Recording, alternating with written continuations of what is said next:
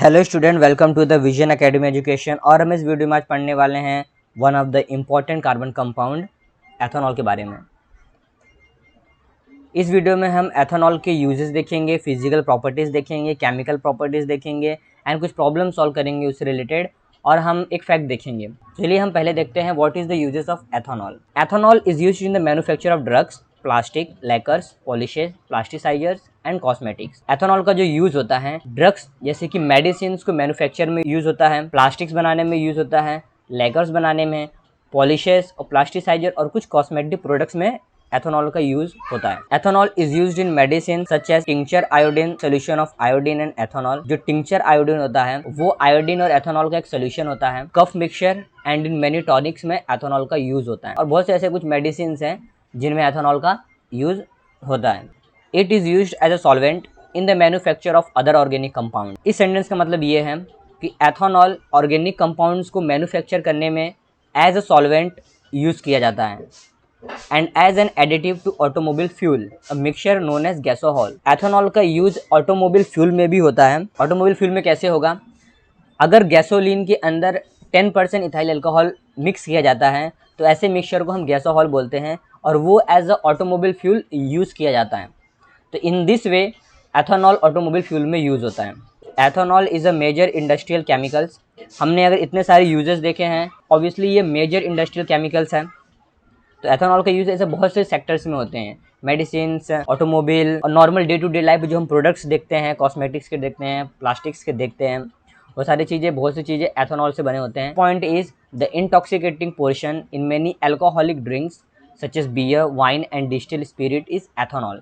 जो intoxicating portion होते हैं अल्कोहल ड्रिंक्स में, जैसे कि बियर और वाइन में, और हमारे डिस्टिल स्पिरिट, वो एथेनॉल ही होते हैं। अगर हम देखें वो एथेनॉल ही है, वो एथेनॉल से बने नहीं तो एथेनॉल ही रहता है। Ethanol is also called alcohol और स्पिरिट। हम एथेनॉल को अल्कोहल भी बोल सकते हैं और स्पिरिट भी बोल सकते हैं। Physical property of ethanol. Ethanol is a inflammable volatile liquid, means that water कैसे वेपराइज्ड हो जाता है, वैसे ही एथेनॉल भी अगर हम इसको खुला रखेंगे तो वो एयर में मिक्स हो सकता है, और वैसे लिक्विड को हम बोलते हैं वॉलेटाइल लिक्विड, और वो इनफ्लेमेबल रहता है, उसके अंदर जल्दी से फायर कैच होता है। बॉइलिंग पॉइंट, यहाँ पे जो बीपी लिखा है इसका मतलब ये हो गया boiling point of ethanol is 78.3 degree Celsius. Boiling point increases with the increase in molecular weight. जैसे जैसे मॉलिक्यूलर वेट बढ़ते जाएगा वैसे वैसे बॉइलिंग पॉइंट्स इंक्रीज होते जाएगी। जो मॉलिक्यूलर वेट होते हैं वो कंपाउंड्स पे डिपेंड करते हैं। जैसे मॉलिक्यूलर वेट बढ़ते जाता है, और सो डैट उनके फिजिकल प्रॉपर्टीज भी चेंजेस हो सकते हैं, और उनके बॉइलिंग पॉइंट्स में भी चेंजेस हो सकते हैं, मेल्टिंग पॉइंट में भी चेंजेस हो सकते हैं। Soluble in water as well as in organic solvent. Ethanol जो है वो वाटर में सल्यूबल है, अगर हम उसको वाटर में मिक्स करेंगे वो मिक्स हो जाएगा, और बहुत से ऑर्गेनिक सॉल्वेंट में भी मिक्स हो जाता है। Ethanol is lighter than water with density of 0.79 पर सेंटीमीटर। जिसकी डेंसिटी है वाटर से बहुत कम है, बहुत लाइटर है, 0.79 पर सेंटीमीटर एट 293 केल्विन। ओके, हर टेम्परेचर पे देखा जाता है तो कभी कभी अलग अलग डेंसिटीज़ होते हैं, पर 293 केल्विन पे देखा जाता है तो 0.79 पर सेंटीमीटर इसका एथेनॉल का डेंसिटी है, which is more lighter than water. यहाँ पे जो के लिखा है इसको बोलते हैं हम केल्विन। क्या बोलते हैं इसको? हम केल्विन बोलते हैं। और केल्विन जो है ये एक स्टैंडर्ड यूनिट ऑफ टेम्परेचर है, एसआई यूनिट ऑफ टेम्परेचर है। Ethanol is colourless at room temperature and is in liquid form. Ethanol जो होता है रूम टेम्परेचर पे कलरलेस होता है और वो लिक्विड के फॉर्म में होता है। When aqueous solution of ethanol is tested with a litmus paper, it is found to be neutral. Okay? हमारा जो एथेनॉल होता है वो एसिड नहीं होता है, बेस नहीं होता है, वो क्या होता है? न्यूट्रल होता है। क्या होता है? न्यूट्रल। तो चलो अब बारी आती है केमिकल प्रॉपर्टीज ऑफ एथेनॉल को पढ़ने की। एथेनॉल को क्या करेंगे अब हम? सोडियम के साथ उसको हम रिएक्ट करेंगे। क्या करेंगे? हम सोडियम के साथ उसको रिएक्ट करेंगे। रिएक्ट करने से पहले हम एक सेंटेंस जान लें, ये ऊपर क्या लिखा है। The functional group bond OH plays an important role in the reaction of ethanol. Bond OH क्या है? ये bond OH hydroxylic group है। ये हाइड्रो ऑक्सिलिक फंक्शनल ग्रुप है, ये जो मैंने फंक्शनल ग्रुप के लेक्चर में पढ़ाया था और एंड होमोलॉगस सीरीज में पढ़ाया। अगर आपने उस वीडियो को नहीं देखा है अभी तक तो डिस्क्रिप्शन में आपको लिंक मिल जाएगा, वो आप देखो। क्योंकि केमिस्ट्री का एक बहुत ही इंपॉर्टेंट चैप्टर है functional group and homologous series. Most of the chemistry उसी पे डिपेंड है। जैसे कि हम यहाँ पे रिएक्शंस देख रहे हैं तो वो फंक्शनल ग्रुप पे डिपेंड करता है। अब हम इसको रिएक्ट करवाएंगे। पहले हम लेते हैं ethanol, 2CH3 bond CH2 bond OH।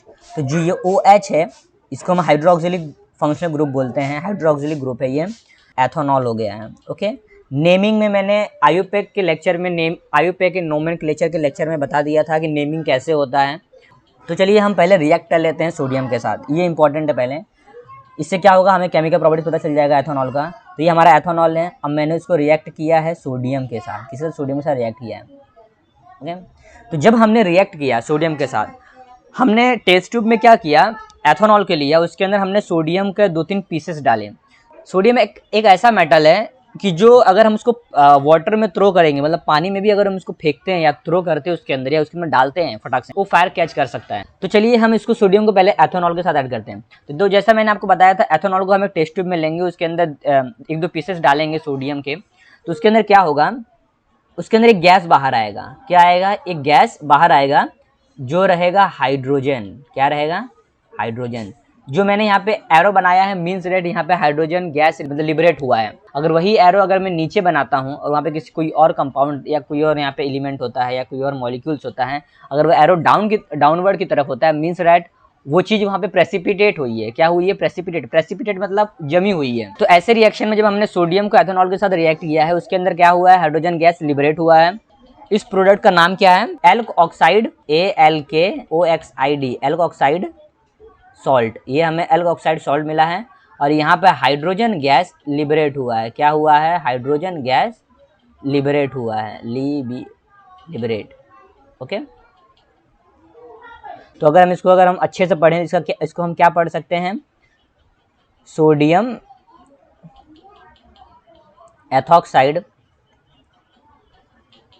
Okay, हम इसको क्या पढ़ सकते हैं, sodium ethoxide as a product form हुआ है और हाइड्रोजन गैस यहाँ पे लिबरेट हुआ है। तो ये था हमारा रिएक्शन एथेनॉल और सोडियम के साथ। तो चलिए देखते हैं अब हम डिहाइड्रेशन, केमिकल प्रॉपर्टीज को जानने के लिए एक और यहाँ पे रिएक्शन हम करवाएंगे, डिहाइड्रेशन। एक्चुअली रिएक्शन कैसा रहेगा, ये एथेनॉल को हम कॉन्सेंट्रेटेड सल्फ्यूरिक एसिड के अंदर 170 डिग्री सेल्सियस में इसको हम ये हीट करेंगे, फिर देखते हैं क्या होता है। सबसे पहला हम लेते हैं ethanol, CH3 bond CH2 bond OH। Okay, इसको हम 170 डिग्री सेल्सियस पे रखेंगे और इसके अंदर क्या हम ऐड करेंगे, कॉन्सेंट्रेटेड सल्फ्यूरिक एसिड। हमने एथेनॉल को क्या किया है, 170 डिग्री सेल्सियस पे रखा है विद कॉन्सेंट्रेटेड सल्फ्यूरिक एसिड। तो यहाँ प्रोडक्ट देखिए क्या फॉर्म हुआ है, CH2 डबल बॉन्ड CH2 और प्लस वाटर फॉर्म हुआ है। तो जब भी कोई रिएक्शन में से वाटर निकलता है या वाटर वेपर निकलता है मीन्स डैट उस रिएक्शन में डिहाइड्रेशन हो रहा है। जितने अमाउंट का पानी हमें चाहिए, अगर उतने अमाउंट पानी अगर हमारे बॉडी में नहीं रहेगा तो हमें क्या फील होगा, डिहाइड्रेशन फील होगा।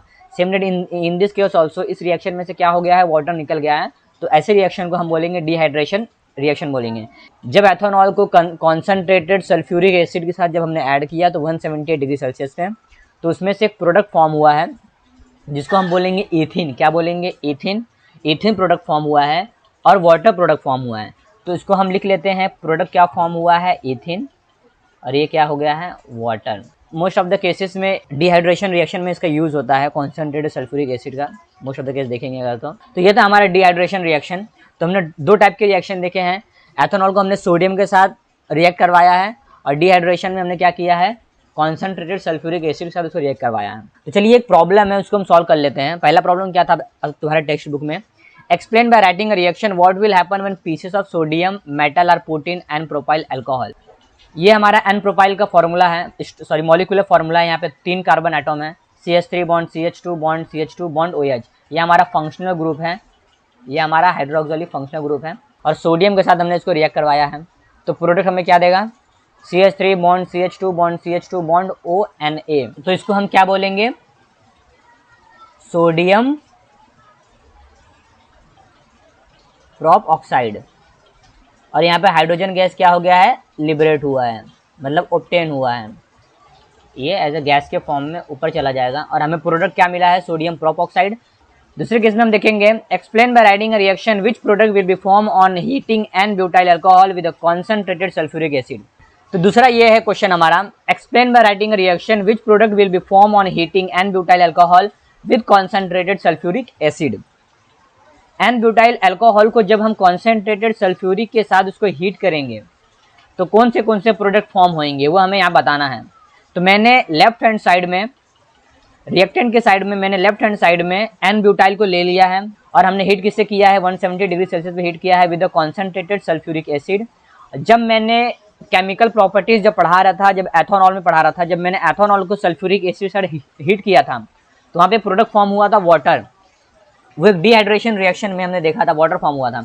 यहाँ पे H2 फॉर्म नहीं हुआ है, एक्चुअली यहाँ पे क्या है वाटर फॉर्म हुआ है। यहाँ पे क्या फॉर्म हुआ है, वाटर फॉर्म हुआ है और CH3 bond CH2 bond CH double bond CH2। यहाँ पे लिख देता हूँ BUTENE, यहाँ में ब्यूटिन मिला है और वाटर मिला है। हम रिएक्टेंट में जब उसको ऐड करेंगे सल्फ्यूरिक एसिड को तो प्रोडक्ट हमें वाटर भी मिलेगा, इसीलिए हम इसको डिहाइड्रेटिंग एजेंट भी बोलते हैं कॉन्सेंट्रेटेड सल्फ्यूरिक एसिड को। तो ये था हमारा 2 प्रॉब्लम से 2 क्वेश्चंस थे। तो चलिए एक बार हम लोग देख लेते हैं एक इंपॉर्टेंट फैक्ट्स की तरफ। Methanol the lower homologue of ethanol, यहाँ पे जो मेथनॉल दिया है वो सबसे स्मॉलेस्ट है, जो सबसे छोटे लेवल का है होमोलॉग है एथेनॉल के। मतलब एथेनॉल के पहले मेथनॉल आता है, मेथनॉल के पहले कुछ नहीं आता है, मेथनॉल के बाद एथेनॉल आता है, इसीलिए इसको हम मेथनॉल को इसीलिए हम लोअर होमोलॉग बोलते हैं। इस पॉइजनस, मेथनॉल क्या होता है, पॉइजनस होता है। And intake of it small quantity can affect vision and at times can be lethal. Methanol का स्मॉल अमाउंट, छोटा सा भी अमाउंट जो होता है अगर हमने उसको इंटेक कर लिया कि विजन पे अफेक्ट करेगा और वो एक बहुत ही डेंजरस इफेक्ट आपके बॉडी पे देगा, डेथ भी हो जाती है उससे। To prevent the misuse of the important commercial solvent ethanol, it is mixed with the poisonous methanol. देखिए यहाँ पे जो एथेनॉल का कोई मिस यूज ना करे, ऐसे कमर्शियल सॉल्वेंट का कोई मिस यूज ना करें, इसीलिए एथेनॉल के अंदर मेथनॉल का एडिशन किया जाता है। मेथनॉल पॉइजनस है, अगर हम मेथनॉल को एथेनॉल में यूज़ कर देंगे तो एथेनॉल को कोई यूज़ नहीं करेगा। कोई यूज़ नहीं करेगा मतलब जैसे कि मिसयूज उसका नहीं करेगा, वो जिस काम के लिए बना है उसी काम के लिए उसका यूज़ होएगा, उसका कोई मिस यूज़ नहीं करेगा। इसीलिए मिस यूज़ कोई ना करें। एथेनॉल के अंदर मेथनॉल की छोटी सी क्वांटिटी ऐड की जाती है। Such ethanol is called denatured spirit, और ऐसे एथेनॉल को हम क्या बोलेंगे, denatured spirit. A blue dye is also added to it so that it is easily recognised. हम डीनेचर्ड स्पिरिट के अंदर ब्लू डाई ऐड करते हैं ताकि हमें इजीली रिकॉग्नाइज्ड हो जाए कि इस एथेनॉल के अंदर मेथनॉल ऐड किया गया है। अगर आप नीचे वाले इमेज को देखें तो यहाँ पे कुछ ग्रीन कलर का, लेकिन वो ऐसे ब्लू, मतलब ऐसे ही डाई यूज किया जाता है ब्लू ग्रीन, ताकि हम उसको इजीली रिकॉग्नाइज कर सकें। दूसरा fact, the sugar cane plant transform solar energy into chemical energy very efficiently. तो अगर हम देखेंगे नॉर्मल फोटोसिंथेसिस, जब हम देखते हैं नॉर्मल फोटोसिंथेसिस में क्या होता है कि जो एक सोलर एनर्जी होता है, सोलर एनर्जी क्या करता है, प्लांट्स उस सोलर एनर्जी को एब्जॉर्ब करके, उस लाइट को एब्जॉर्ब करके वो केमिकल एनर्जी में ट्रांसफॉर्म करता है, और उस केमिकल एनर्जी से प्लांट सर्वाइव करते हैं। क्लोरोफिल उस एनर्जी का यूज़ करता है, उस केमिकल एनर्जी का। तो in that same case sugar cane is also a plant. तो सोलर एनर्जी को क्या करेगा, वो ट्रैप करेगा, उसको एब्जॉर्ब करेगा, वो उसको केमिकल एनर्जी में वेरी एफिशिएंटली यूज़ करेगा। When molasses obtain during production of sugar cane from sugar cane, okay, जब हम शुगर कैन से एक शुगर प्रोड्यूस करते हैं तो एक वेस्ट मटेरियल निकलता है जिसको हम बोलते हैं मोलासेस, ओके, जिसको फर्मेंटेशन किया जाता है। बाद में उस मोलासेस को फर्मेंट किया जाता है और वो एक अल्कोहल ऑब्टेन करता है जिसका नाम होता है एथेनॉल। और जब हम उसको बर्न करते हैं on combustion in sufficient air, ethanol gives carbon dioxide and water. हमने कंबशन चैप्टर में जब हमने केमिकल रिएक्शन देखा था तो हमने ये देखा था कि जब भी हम कोई चीज़ को बर्न करते हैं इन प्रेजेंस ऑफ ऑक्सीजन तो उसमें कंबशन होता है। कंबशन में क्या होता है, वाटर के मॉलिक्यूल्स या वाटर वेपर और कार्बन डाइऑक्साइड वहाँ से ऑब्टेन होते हैं, वहाँ से फॉर्म होते हैं, वहाँ से प्रोडक्ट फॉर्म होता है। तो in that same case ethanol के अंदर भी ऐसा हुआ है। उसको हम in this way ethanol is a clean fuel, therefore in some countries it is used as an additive to increase the efficiency of petrol. जब उसको हम क्लीन फ्यूल बोलते हैं एथेनॉल को, मतलब एथेनॉल एक क्लीन फ्यूल है। ऐसे बहुत से कंट्री में फ्यूल को एफिशिएंटली यूज़ करने के लिए पेट्रोल के अंदर एथेनॉल को ऐड किया जाता है, और वैसे फ्यूल को हम बोलते हैं गैसोहॉल। क्या बोलते हैं, गैसोहॉल। तो गैसोहॉल का मतलब ये हो गया कि कोई गैसोलीन के अंदर या पेट्रोल के अंदर 10% का अगर हम इथाइल अल्कोहल ऐड करते हैं, वैसे मिक्सचर को हम क्या कहेंगे, गैसोहॉल कहेंगे। क्या कहेंगे, वैसे मिक्सचर को हम गैसोहॉल कहेंगे। हमने एथेनॉल के सारे यूजेस देखे हैं, केमिकल प्रॉपर्टीज देखे हैं, फिजिकल प्रॉपर्टीज देखे हैं, 2-3 प्रॉब्लम हमने उससे रिलेटेड सॉल्व किए हैं, 2 फैक्ट देखे हमने। जो मैंने पढ़ाए हैं उसको आप नोट डाउन करके रख लीजिएगा। Keep learning and keep growing. Video को लाइक कीजिए, शेयर कीजिए, सब्सक्राइब कीजिए चैनल को।